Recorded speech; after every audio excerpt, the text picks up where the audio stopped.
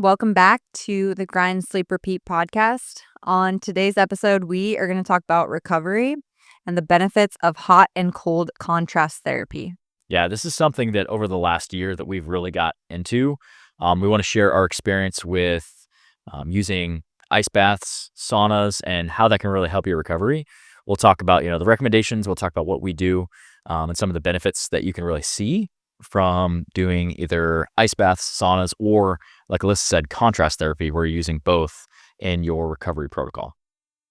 Yeah, we recently just ordered the plunge. We started with the ice pod, and that was just the inflatable ice bath that just went outside and eventually turned into pure ice. So this time we went ahead and splurged on the plunge that is a temperature regulated ice bath. And I think the benefits of that versus the legit ice that you have to like crush open. Or add ice. Yeah, massive ice. Yeah. Yeah, it definitely makes it easier to ease into adjusting to that cold temperature because if you're anything like me, I hate the cold and it can be such a shock to your system if you're not used to the cold. So going from one extreme to the other, this temperature regulation helps a lot so far. Yeah, and I always think that I'm a big fan of making sure that you can be consistent with it first. So Mm. we started off, we bought an ice pod from the ice pod company, and it's a really great product. Yeah. We live in Nebraska, so the one thing that during the winter that got tough for us was we kept it outside, and it just got literally frozen every single day, and you had to go and chip away at it. And if you didn't, the ice would get too thick, and then you couldn't use it. So, you know, thinking about that, but I think that it's a really easy way to start because Yeah. it's a lot more affordable. It's, Mhm. couple $100 that you can start with if you want to get into doing ice baths and cold plunging, and just make sure it's something that you can do consistently because, I love our plunge. We've upgraded to it. I'm a big fan of like upgrading once you think that you can, one, afford it, and then two, be consistent with it, that you're Mhm. actually going to use it. But, maybe if you've never done an ice bath before, I wouldn't recommend buying a plunge just to Right. test it out. Like it's something, make sure you can be consistent with it first. But both products are really awesome. Yeah. We do have affiliate links if you guys are interested in any of the products that we'll talk about today. I will be upfront. We do get a small commission if you order through our link, but if you are looking for a discount on either the plunge, on the ice pod, or the sauna box that we'll talk about in a second, we have the links to those down in the description below. Go check those out if you guys would like to save some money and support the channel.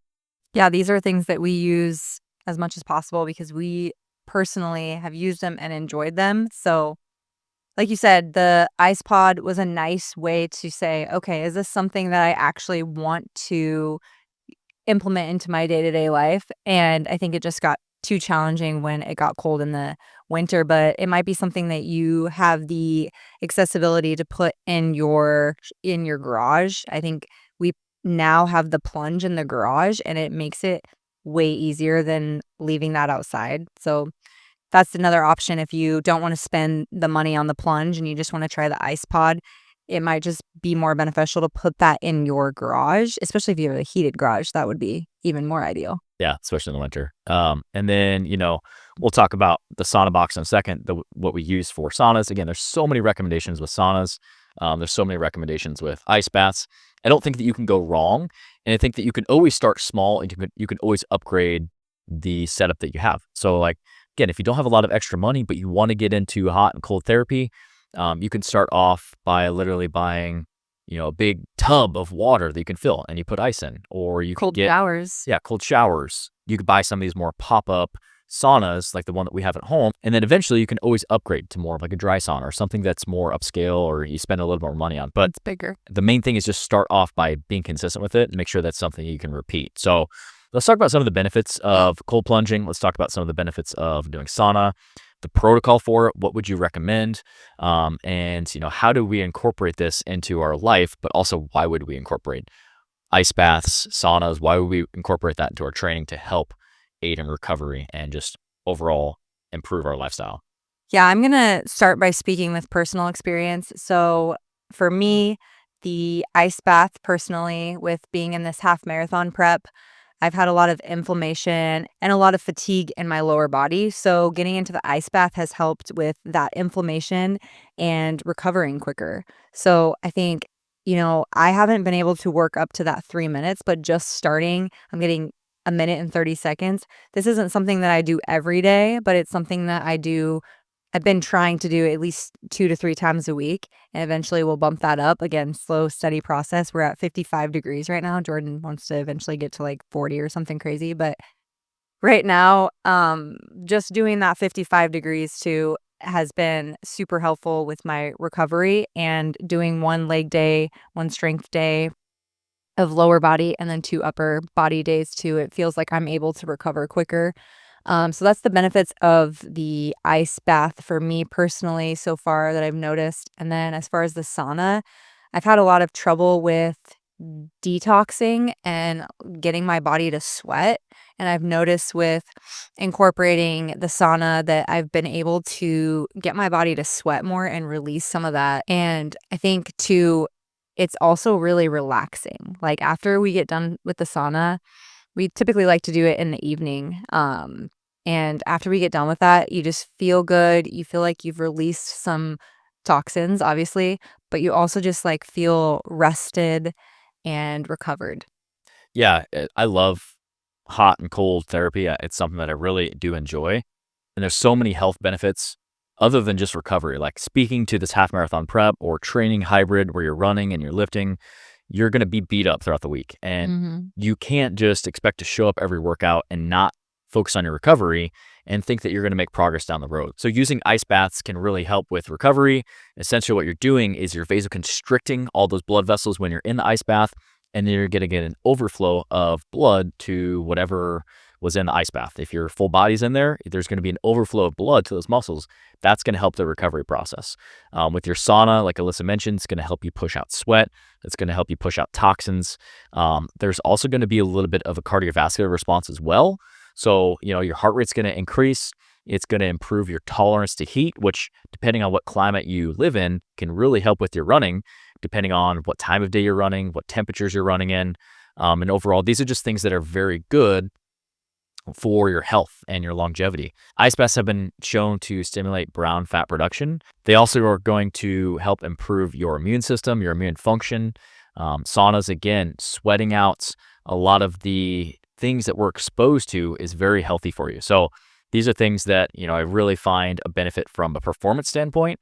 But again, also, if we're looking at longevity, there's lots of benefits that we can go on and talk about for hours in this podcast on hot and cold therapy. Now, let's talk about, the recommendation. And then also, I think there's always a recommendation with these types of things. Like, this is how you should do it. The research shows this. And I think that you have to also say, like, yes, in an ideal world, this is what we would do. But, we are business owners. We have 3 kids. Life is not always perfect. And I think the most important thing is be consistent with the hot and the cold therapy. And then if you can figure out a way to make it optimal, then try to get to that, because there's always a good, better, best. The good option is going to be to do your ice baths, do your sauna every single week, do it consistently. And there's obviously going to be a better and a best option to get specific with timing. We can talk about those recommendations, and then we'll talk about what we do. So the general recommendation for an ice bath to get each week is to get 11 cumulative minutes of cold exposure. You can break that into 3, 4, 5 sessions. I think that's where you're going to see the best benefit, rather than just doing all 11 minutes at once, because the idea is you want to have that shock to the system of, this is 11 minutes where you're shivering, there's cold exposure. That's really where you're going to max out the benefits. You could do more, but 11 minutes is like, that's where you're going to get a lot of the benefits from. With the sauna, I think the research has shown that anywhere from like 50 to 60 minutes per week is really the sweet spot of heat exposure to really see the benefits. Again, you could do more, you could do less. You're going to see benefits from doing less. You're going to see benefits from doing more. But to max out those benefits, that 50 to 60 minutes is really the sweet spot. I think it's important to do what feels best for you as well. You being a male, me being a female, we've talked about this too. I've seen a lot of research that for women to do ice baths, you want to make sure that that temperature isn't too low because of hormones. When I'm on my cycle, or, I'm going through a really stressful time, my sleep wasn't great, I feel very stressed. It's not good to put that type of stress on your body, adding in additional stress to the body, because then your body's already trying to regulate these hormones. It's already trying to kind of go through fight or flight mode. And so adding in too much stress can be not as beneficial. So kind of just giving a feel of like what feels right for you is also going to be something that you need to put in perspective. And same with the sauna. If I'm doing these long runs and I'm outside in the heat and I'm profusely sweating, probably not a good day to do a sauna. And just like Jordan said, the sauna is gonna be, pretty equivalent to a cardio session. So, we're already doing a lot of cardio. You don't wanna add too much of that and, set yourself up for more harm than good. So something that really helps with that is also making sure you're hydrated. I know there was one day I personally did a sauna the night before. I didn't hydrate properly and I went into a long run the next day and I like crashed. I couldn't get through that whole run because I was dehydrated. I started getting chills and it was like 90 degrees in the middle of the day and I was overheated. So I think it's important to keep that in mind too, that yes, those are the recommended times, but also depending on what your training looks like, what your training level looks like, and whether you're male or female, I think that does also play a role. Yeah, I think with hot and cold exposure, I think just start off with what you're comfortable with or not necessarily comfortable with. Start off with, if you're getting an ice bath, start off with maybe anywhere from like 50 to 60 degrees. And then you can always work your way down because eventually you're going to build tolerance to that cold exposure. And the idea, just like with the gym, is you want to keep placing some sort of stimulus that's different than you've done before. So eventually you're going to be able to work your way down. Now, the benefit of like the plunge, all we have to do is we just have to get on the app on our phone that's connected to the chiller or literally go to the chiller, crank it down, and it's going to regulate the temperature, which is freaking awesome. So I love that. Like if I want to get in the plunge and I want to maybe go a little colder, I could just get on my app, click it, and just turn the temperature down. It's a super cool feature that we didn't always have when we had the ice pod. And there's nothing wrong with that. It's just, again, we were consistent with it. I really enjoy it. I see the benefits of it. So we upgraded to the next device to help us be more consistent and to keep progressing. Same thing with heat exposure. Start off with maybe 10, 15 minutes. Don't go crazy hot with it. We use the sauna box for at-home saunas. I think the temperature gets up to like 140 degrees, but it's a Steam. steam sauna, so it feels a lot hotter than the 140. There's moisture and it's very humid. So I know a lot of the research is done on dry sauna, and a lot of the research is done like 170, 185, even closer to 200 degrees. Again, we don't have a dry sauna in our house. There's always a good, better, best option. I love the sauna box. It makes it really easy at home. Mhm. We'll do anywhere from 15 to 30 minutes, depending on if we went for a run that day or if we did a cardio session or if we really just want to get a good sweat in. Maybe it's a rest day and we're going to go a full 30 minutes. But again, start with something. You can always work your way up. So maybe your saunas, you're starting off with 10 minutes and it's not super hot. It's something you can always progress. Just again, I think this all ties back to the consistency piece. The best way to see results in the gym is to be consistent. You're coming in, maybe your goal is to work out 3 times a week. Okay, you're doing 3 times a week for a month. Hey, maybe I want to add a fourth day, or maybe I just want to stay consistent with that 3 days. It's the same thing with hot and cold exposure is, what matters is the accumulation over the week. 11 minutes a week of cold exposure, 50 to 60 minutes of heat exposure. If you can do that, you're going to see awesome benefits. You're going to feel better. You're going to feel more recovered. You're going to feel energized. And you're really going to see and start to see the benefits of hot and cold therapy. If it's something where it's sporadic, just like at the gym, if you come in 3 days one week and then it's none, and then it's one, and then it's two, and it's three, and it's zero, if it's sporadic and all over the place, you're not going to see the benefits and the results that you're really looking for. So consistency is really the key. Find a way that you can be consistent with whatever setup you're trying to do and just replicate it. And you're really going to feel a lot better over time. You're going to notice the changes. Yeah, for sure. I think that's the key is just being consistent in everything in life. Those things, those tools go so far in every aspect of life. Yeah. So, like we said, a lot of times, cold exposure, we're talking about, 50, 55 degrees. That's kind of the recommendation to start with. You can go colder. You just want that. You want that gasp of like, wow, this is freaking cold. You want to almost induce shivering. And Heat then breathe. exposure, yeah, breathe. And with heat exposure, you want, if you're using a dry sauna, you want 170, 185, 190, 200. You want hot, high, uncomfortable temperatures. That's what a lot of the research is done on. But again, the research also shows that different timing of the ice bath and the sauna can really be beneficial. So for a strength workout, the research has shown that right after a strength workout, you probably don't want to get in a cold plunge because it's going to slow down muscle recovery. After a cardio workout or a run, that's a great time to go take a cold plunge. Same thing with the saunas. A sauna at night is going to help you improve your sleep. A sauna after a workout can increase blood flow. There's good timing to do that. I think what I would say with recommendations on that is, again, the consistency is the most important thing. I think that if you have no other time to do a cold plunge in a sauna other than after your workout, long term isn't really going to have that much effect, maybe marginal effect, like not very much. So I think the more important piece is doing it consistently.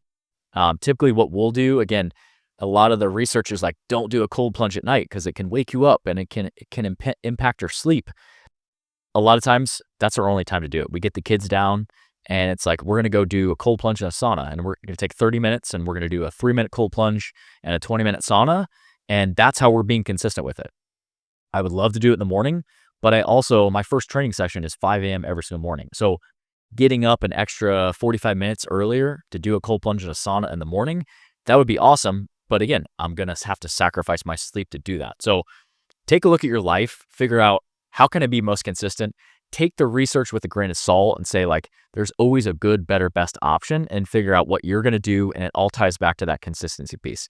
If you have to do a cold plunge in a sauna in the evening, I don't think it's the end of the world. Or if you have to do it after workout or before workout or whatever it is, like just find a way that you can do it consistently because that's how you're going to really reap the benefits and the rewards of hot and cold therapy. Yeah, and if you're on the fence of whether or not you should be doing cold and hot therapy, hopefully this video has been helpful for you guys because it's definitely been a important piece in our recovery and overall health. So Yeah, I love it. It's something that just getting in the cold plunge, like it's awful. I won't say it's awful, but it's like, it's so cold. But when you get done, you feel so good. Like yesterday, I had a bunch of training sessions. I had 7 training sessions in a row during the day.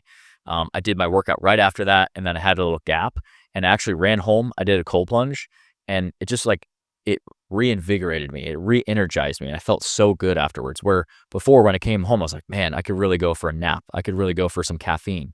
But instead, the cold plunge, 3 minutes, I felt so good. And it just made such a difference in my overall energy, my mood, my day. And it's something that I'm really enjoying because it does really build mental fortitude. It's something that you don't want to do, but you do it anyways. And when you get done with that, I think there's a lot of pride and a lot of like sense of accomplishment that you can gain. And it's the same thing with heat exposure. So I really love it. It's something that I really enjoy and we're incorporating every single week, using our plunge, using our sauna box. And we used to use the ice pod and it's just so beneficial. And I just really love doing it each week.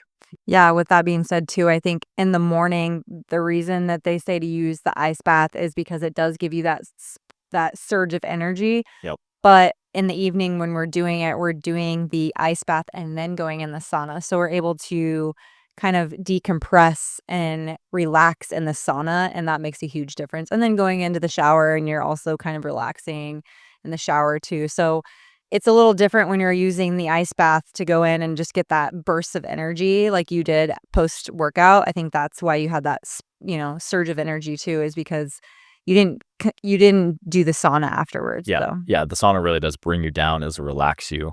You definitely get out and you're like, oh, I feel really relaxed afterwards. So, yeah. if you guys have any questions about hot or cold therapy, just let us know down in the comment section below. We'd love to help out. And like I said, if you are interested in the ice pod, the sauna box, or a plunge, we have some affiliate links down in the description below. Like I said, we do get a commission if you order through those links. So if you would like to support the channel and also save some money on your order, we would appreciate it. Go click on those links down in the description and you can go explore more about the sauna box, the ice pod, or the plunge. And like I said, if you have questions, let us know. We'll leave some videos to go watch on the top of the screen here next. Go check those out, and we'll see you guys in the next one.